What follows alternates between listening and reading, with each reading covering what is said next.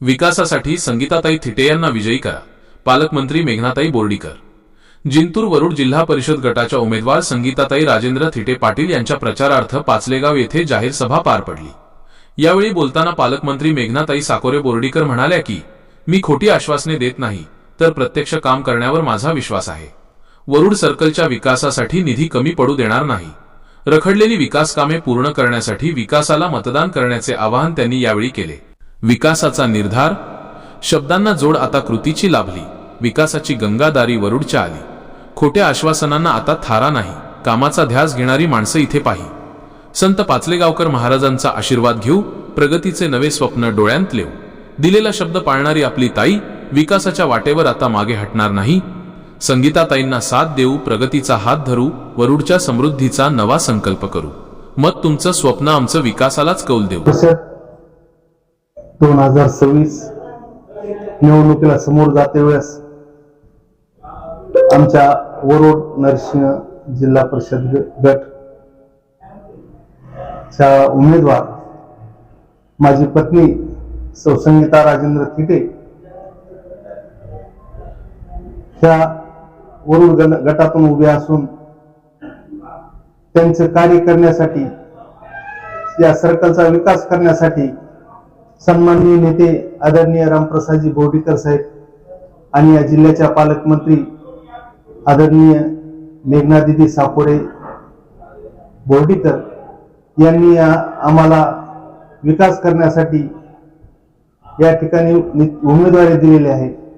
त्या उमेदवारीचं सोनं निश्चितच या सर्कलमधून करू आणि बोर्डीकर साहेबांचा जे कार्य आहे ते गावगाड्यापर्यंत घरोघरी पोहोचण्यासाठी आम्ही निश्चित प्रयत्न करू।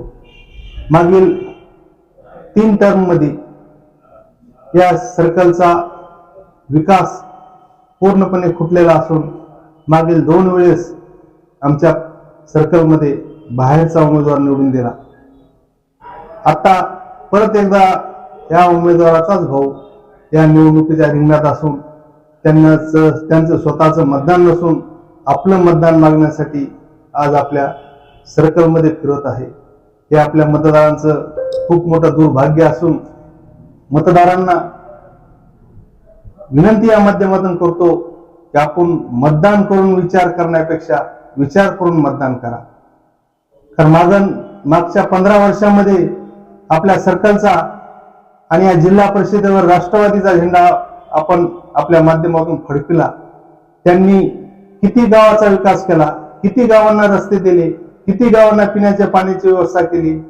आज शाळेची अवस्था फार भयानक झालेली असून मागच्या ह्या 2 वर्षांमध्ये आणि त्यातल्या त्या वर्षामध्ये मेघना दीदींनी खूप काही निधी शैक्षणिक हितासाठी, विद्यार्थ्यांची सुप्त गुणांना चालना मिळण्यासाठी या ठिकाणी खूप मोठ्या प्रमाणात अंगणवाडी आणि शाळा बांधकाम हाती घेतलेलं आहे। असंच कार्य जर मागच्या काळात झालं असतं तर एवढी दुर्दशा आपल्या भागाची झाली नसती। आज गावोगाव शुद्ध पिण्याचं पाणी नाही, परंतु पाणी पुरवठा खातं हे मेघना दीदीकडे आल्यामुळं रुकलेल्या पाणी पुरवठा योजना मार्गी लागलेल्या आहेत।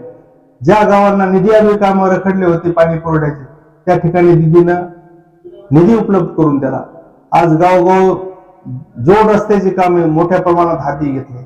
बऱ्याच ठिकाणी पुलं नव्हते, पुलामुळे वाहतूक खोळंबायची, आज त्या ठिकाणी पुलाची कामं सुद्धा मंजूर झालेली आहेत। अशाच पद्धतीनं प्रत्येक गावगावच्या शाळा या डिजिटल कशा होतील यासाठी आपण प्रामुख्याने प्रयत्न करू। आरोग्यासाठी घरोघरी आरोग्य सुविधा निश्चित पुरवू, कारण आपल्या खात्याच्या आरोग्य खात्याच्या आपल्या मंत्री, आपल्या पालकमंत्री मेघना दीदी, ऊर्जा खातं आपल्या मेघना दीदीकडेच असून विद्युतच्या ज्या काही गावोगाव अडचणी आहेत, डीपी असो, पोल उभे करणं असो, जीर्ण झालेल्या तारा असो, त्या निश्चित बदलण्याचं काम आपण मेघना दीदीच्या मार्फत करू। आपण आपल्या ग्रामीण भागामध्ये मन आहे ओकांड्यावर बसावं पण वाड्या ओळखीचा असावा। दीदीनं निश्चित आमच्यासारखे चांगले वाडे या ठिकाणी निर्माण केलेत। मागच्या 15 वर्षाची जी साडेसाती या तालुक्याला लागली होती जिल्हा परिषदच्या माध्यमातून, ते साफ ती घाण साफ करण्याचं काम आमच्या हातात दिलेलं आहे। सर्व मतदार बंधू भगिनींना एवढीच हात जोडून विनंती आहे की आपल्या माध्यमातून आपण चांगल्या उमेदवारांना संधी द्यावी आणि आपल्या भागाचा, आपल्या गावचा, आपल्या सर्वांचा सर्वांगीण कसा विकास होईल यासाठी आम्ही त्यासाठी कटिबद्ध आहोत. एवढीच विनंती करतो की आपण निश्चित आम्हाला सेवेची संधी द्याल आणि दोन्ही पंचायत समिती आणि जिल्हा परिषदच्या उमेदवाराला भरघोस मताने निवडून द्याल अशी आपली एकूण अपेक्षा व्यक्त करतो.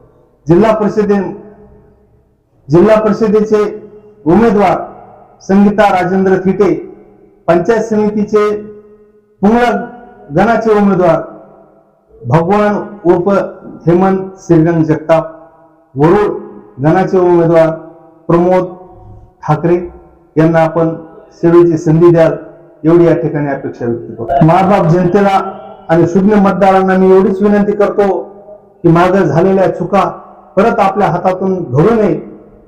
कशामुळं की जो सत्यनाश झालाय तो आपण सर्वांनी पाहिलेला आहे.